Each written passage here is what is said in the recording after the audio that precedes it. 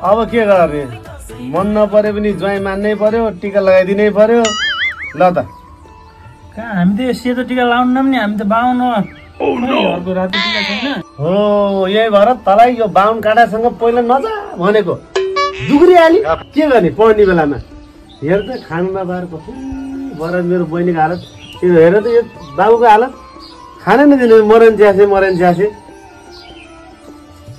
लास्टै हेपे यो चाहिँ रामसापले त्यही भएर मैले नआउने भनेको के पटम जाममा नजान्नु के अब आइसकेपछि टिका लगाएर जाने नि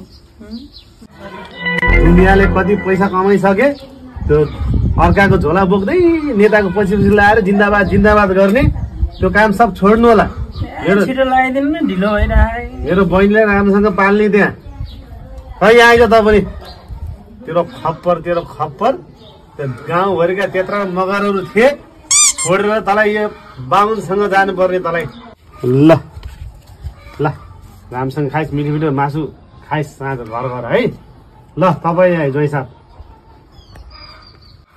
जम्मा 20 रुपियाँ आयो गर्नसम्म गाली गरेर जम्मा 20 रुपियाँ